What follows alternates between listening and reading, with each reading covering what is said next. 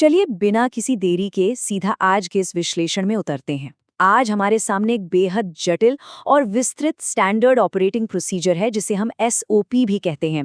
इसे डिकोड करके हम उस बेहद अहम मेंटेनेंस रूटीन को समझेंगे जिसे क्रिस्टलाइजर बॉयल आउट कहा जाता है।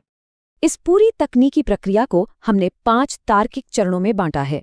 बॉयल आउट क्यों जरूरी है, सेफ्टी और तैयारी, मुख्य प्रक्रिया को अंजाम देना, सामान्य संचालन पर लौटना और अंत में ट्रबल शूटिंग। इन चरणों से ये बिल्कुल साफ हो जाएगा कि एक इंडस्ट्रियल प्लांट को असल में इतनी कुशलता से कैसे चलाया जाता है।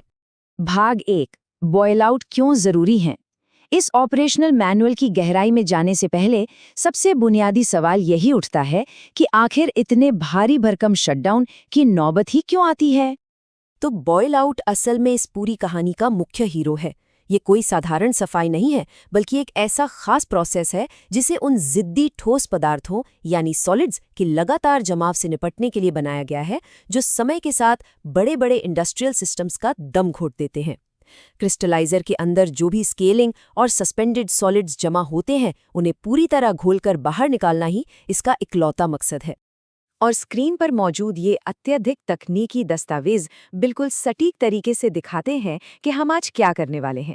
हम इन बेहद जटिल और सख्त इंजीनियरिंग गाइडलाइंस को एक साफ, आसान और ऑपरेशनल टाइमलाइन में बदल रहे हैं। एक पल के लिए विचार करते हैं कि अगर इस प्रक्रिया को टाल दिया जाए तो क्या होगा।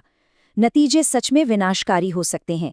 हीट ट्रांसफर की क्षमता बुरी तरह गिर सकती है, पंप्स में कैविटेशन आ सकता है और मशीनरी में भयंकर स्केलिंग हो सकती है। लेकिन सबसे डरावनी स्थिति तब होती है जब ब्राइन में बाहरी हवा घुस जाए। इससे ऑक्सीजन के कारण सिस्टम में ऐसा जंग लगेगा कि पूरा ढांचा ही खतरे में पड़ जाएगा। भाग 2, सेफ्टी और सिस्टम की तैयारी। एक भी वाल्व को छूने से पहले सुरक्षा प्रोटोकॉल और सिस्टम की चेकिंग का बिना किसी चूक के पूरा होना 100% अनिवार्य है।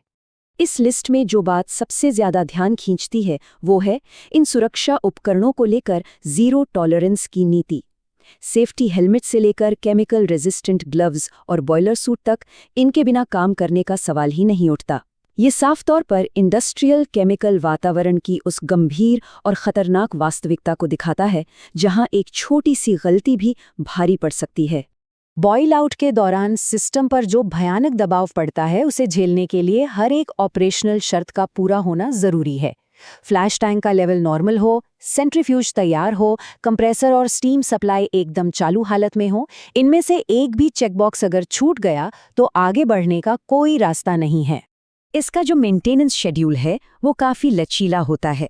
प्लांट के शुरुआती दिनों में इसे सख्ती से हर महीने किया जाता है, लेकिन जैसे जैसे प्लांट स्थिर होता है, ये फ्रीक्वेंसी पूरी तरह इस बात पर निर्भर करती है कि उस खास साइट पर सॉलिड्स कितनी तेज़ी से जमा हो रहे हैं।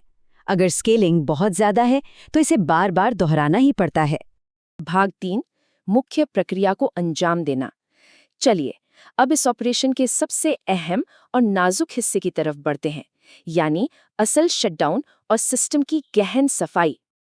ये चरण सिस्टम में आने वाले हर नए इनपुट को योजनाबद्ध तरीके से रोक देता है।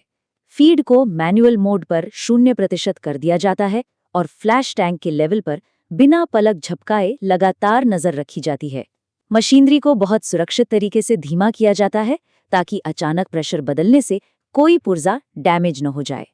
यहाँ सबसे क्रिटिकल मीट्रिक पर ध्यान देना बेहद जरूरी है।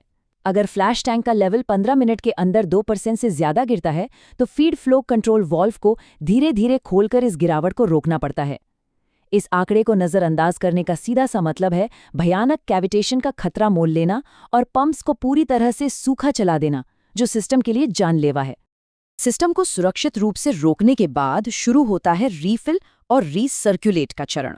फ्लैश टैंक को वापस हाई लेवल से ठीक नीचे तक भरा जाता है। फिर सिस्टम में एक जबरदस्त और लगातार मंथन यानी एजिटेशन पैदा किया जाता है ताकि वो जमे हुए सॉलिड्स को आसानी से डाइजेस्ट कर सके। इस दौरान सेंट्रीफ्यूज के जरिए ठोस कण लगातार बाहर निकाले जाते हैं। ये मंथन कोई 10-15 मिनट का काम नहीं है। स्केलिंग पूरी तरह से घुल जाए, इसकी पक्की गारंटी के लिए सिस्टम को रीसर्कुलेट और एजिटेट होने के लिए पूरे 4 घंटे तक छोड़ना पड़ता है। एकदम सटीक 4 घंटे। और फिर आता है ये डेटा। 4 घंटे बाद होने वाली ये टीडीएस जांच एक अल्टीमेट पास या फेल टेस्ट की तरह काम करती है।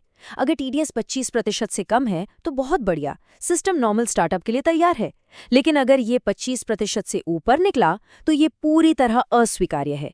इसका मतलब है कि वो 4 घंटे का मंथन नाकाम रहा और पूरी की पूरी बॉयल आउट प्रक्रिया फिर से शुरू करनी होगी।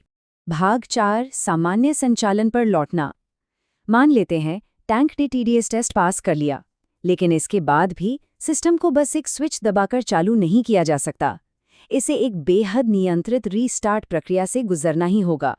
ये एक बहुत ही सटीक और क्रमिक रीस्टार्ट है। सिस्टम को धीरे धीरे उबलने की स्थिति तक गर्म किया जाता है ताकि अचानक होने वाले थर्मल स्ट्रेस या प्रेशर स्पाइक्स से बचा जा सके।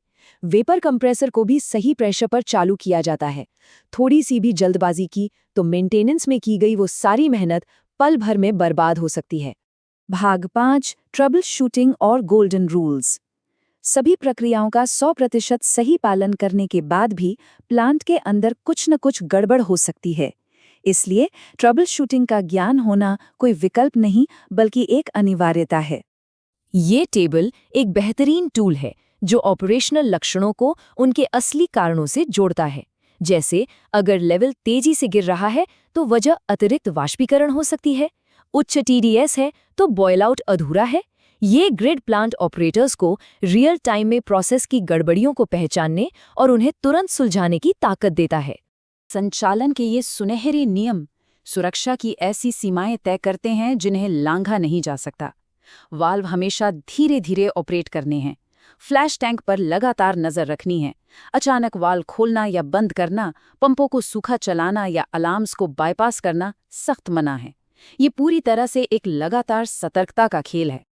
अंत में जरा इस बात पर गौर करते हैं, अगर एक रूटीन प्रक्रिया में 13 सटीक कदम, 4 घंटे का लगातार अनिवार्य मंथन और बिना रुके निगरानी की जरूरत पड़ती है, तो ये इंडस्ट्रियल वाटर ट्रीटमेंट की विशालता और तीव्रता के बारे में क्या कहता है?